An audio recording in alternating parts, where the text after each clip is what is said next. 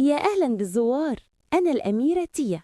بص ورايا كده، ده معبد فيلة، أو زي ما بحب أسميه لؤلؤة النيل، بيتي الجميل اللي ساكن فوق المية. من زمان قوي أجدادي بنوا المعبد ده علشان الإلهة إيزيس، إلهة الحب والجمال. كان المعبد بيلمع بالألوان، وكان أجمل مكان تتخيلوه. بس للأسف مع بناء السدود الجديدة المية عليت وبقت تهدد المعبد. المية كانت بتغرقه شوية بشوية، وكنت خايفة جدا إن كل الجمال ده يضيع. لكن الحمد لله العالم كله قرر يساعدنا. المهندسين والعلماء عملوا خطة عبقرية.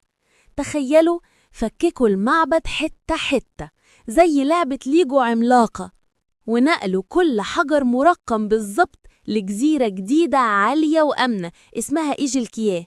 عملية إعادة البناء كانت مليانة أمل وتحدي.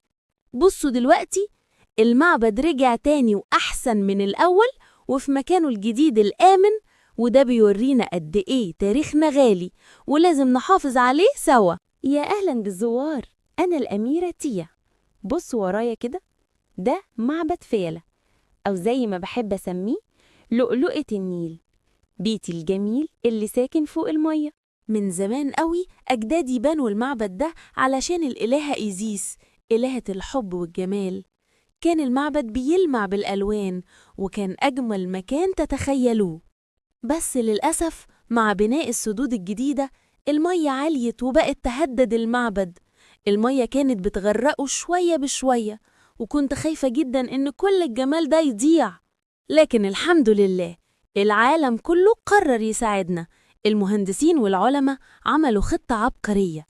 تخيلوا، فككوا المعبد حتة حتة زي لعبة ليجو عملاقة، ونقلوا كل حجر مرقم بالظبط لجزيرة جديدة عالية وآمنة اسمها إيجلكياه.